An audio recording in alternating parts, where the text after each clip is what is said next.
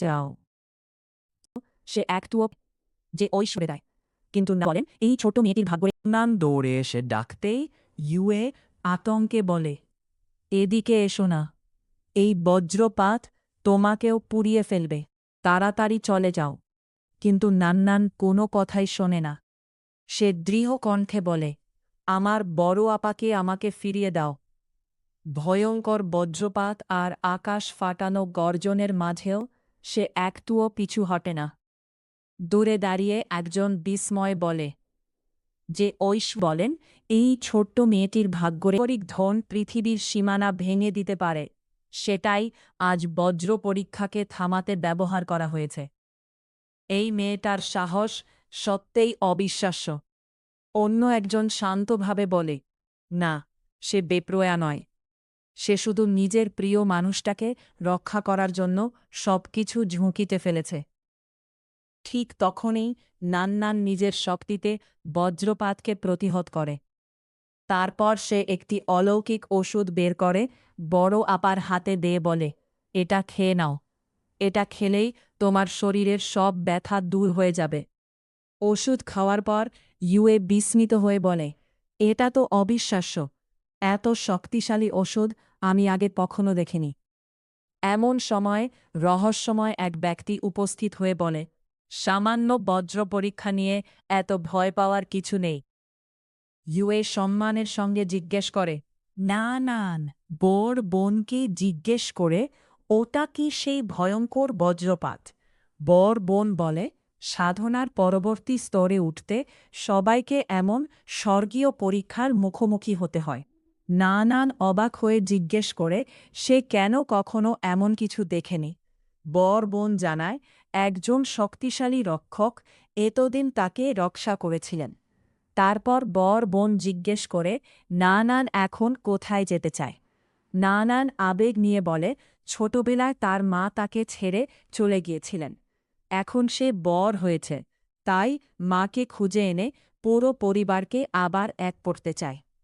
বোন তখন তাকে তাইশাং ওয়াংশিং সম্প্রদায়ে নিয়ে যাওয়ার সিদ্ধান্ত নেয়, কারণ সেখানে উপপ্রধান শুয়ান তেংয়ের বিশেষ গণনার ক্ষমতা আছে, যা হয়তো মাকে খুঁজতে সাহায্য করতে পারে। এরপর তারা অ্যারেনায় পৌঁছে যায়, যেখানে সুন ইউয়ে সবাইকে চ্যালেঞ্জ ছড়ে দেয়, বলে যে তাকে হারানোর কেউ নেই। এক মোটা ছেলে ঘোষণা করে যে সুন ইউয়েকে হারাতে পারলে সে দুর্লভ তুষারপদ্ম ফুল পাবে।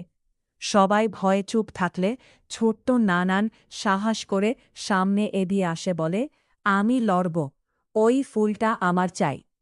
সবাই তাকে নিয়ে হাসাহাসি শুরু করে, কিন্তু নান আত্মবিশ্বাসের সাথে বলে যে সে এবার লাল চুলের যোদ্ধাকে কান দিয়েই ছাড়বে। যোদ্ধা তাকে দেখে উপহাস করে এবং তার বাবা মাকে অপমান করে। এই কথা শুনে নান খুব রেগে যায়। যোদ্ধা বিশাল শক্তির বড়াই করে ভয়ঙ্কর এক তরবারির আঘাত ছড়ে দেয়, কিন্তু লেখা তো একদম ফাঁকা। এমন তো তিনি কখনো দেখেননি।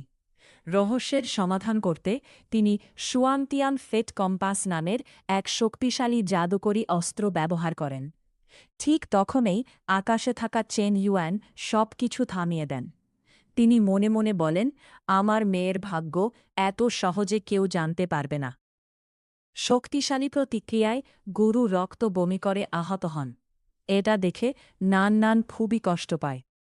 সে নিজের কাছে বাবার দেয়া মূল্যবান ঐশ্বরিক ওষুধ বের করে গুরুকে খেতে দেয়। গুরু প্রথমে নিতে না চাইলেও নানের আন্তরিকতা দেখে শেষ পর্যন্ত গ্রহণ করেন। ওষুধের শক্তিতে তিনি অবাক হয়ে বলেন, আজ থেকে তাইশাং ওয়াংছিং সম্প্রদায়ে তুমি যতদিন ইচ্ছা থাকতে পারো। নানের সরলতা আর দয়ার মন সবার হৃদয় ছুঁয়ে যায়। ইউএ আপু হতাশ গলায় বলে সে আসলে সাহায্য করতে পারেনি, কিন্তু নান হাসি মুখে জানায়, কোনো সমস্যা নেই, সে মাকে খুঁজে পেলে এই সুন্দর ফুল উপহার দেবে। মা তখন এত খুশি হবেন যে আর কখনও নান্নানকে বকবেনও না। দূর থেকে নান্নানের বাবা চ্যান ইউয়ান এই কথোপকথন শুনছিলেন। তার চোখে মিশে যায় গর্ব আর কষ্ট। তিনি মনে মনে স্বীকার করেন, নান্নান সত্যিই তার মায়ের মতো দৃঢ় প্রতিজ্ঞা হয়েছে।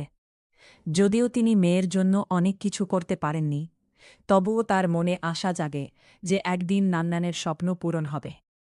নান্নান ফুলটা শক্ত করে ধরে বলে, চল ইউয়ে আপো, আমরা আবার মাকে খুঁজতে যাই। দৃশ্যটা ধীরে ধীরে ঝাপসা হয়ে যায়।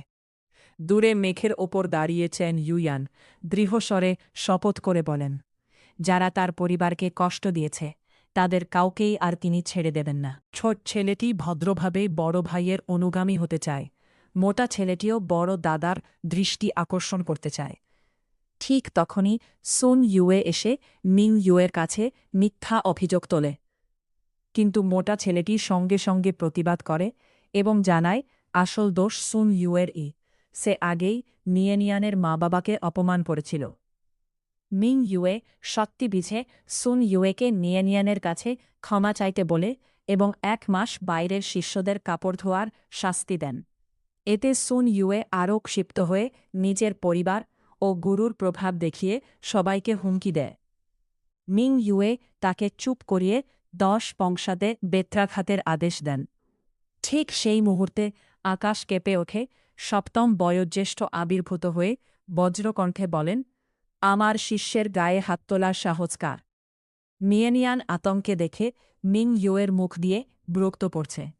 শেষে লেখা বেসে ওঠে,